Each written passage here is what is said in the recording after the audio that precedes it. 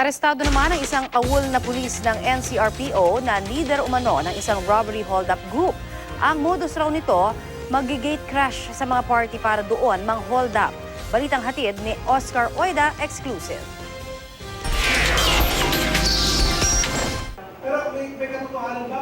Nakakulong sa Parañaque City Police si SP1 Melvin Fernandez, tauhan ng NCRPO at umuring absent without official leave o AWOL. Base sa dalawang reklamo, si SP1 Fernandez ang leader umano ng robbery hold-up group na ang target ay mga kasiyahan o home parties. Mga isang barangay, pag nalaman nila na mayroong magaganap na party ron, siguro may nadaanan nila, so babantayan nila yan. And then kung nasa kasagsagan ng kasayahan, papasukin nila. Ang pinakahuli umano nilang biniktima nitong linggo lang, isang party sa Better Living Parañaque. Ang modus daw pagpasok sa party. Operatiba kami. Kaya kailangang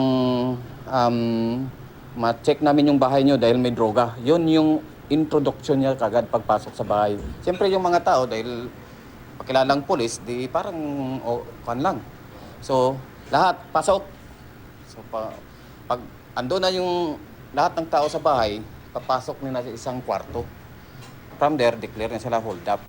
Sa loob lang ng ilang minuto, nalimas daw ng mga suspect mula sa mga nakiparty ang mga mamahaling bag, mga alahas, cellphone at cash na aabot sa daan-daang libong piso ang halaga. Nahuli kamang 3 sa mga miyembro ng grupo bago sumalakay sa bahay. Ayon sa mga pulis, sa kilos pa lang ng mga suspect, halata raw na alam nilang may CCTV sa lugar. Ang isa, nagpayong para matakpan ang mukha. Based on the account of the victim, nung naganap ng February 16, ibinigay nila itong composite sketch. So, unknown to him, chinek natin yung records niya. Yan yung composite sketch. Pinagtabi natin yan. Meron talagang similarity na. Nang maaresto, positibong kinilala ng mga biktima si SP1 Fernandez na anilay nanloob sa kanilang party. Sagot ni Fernandez.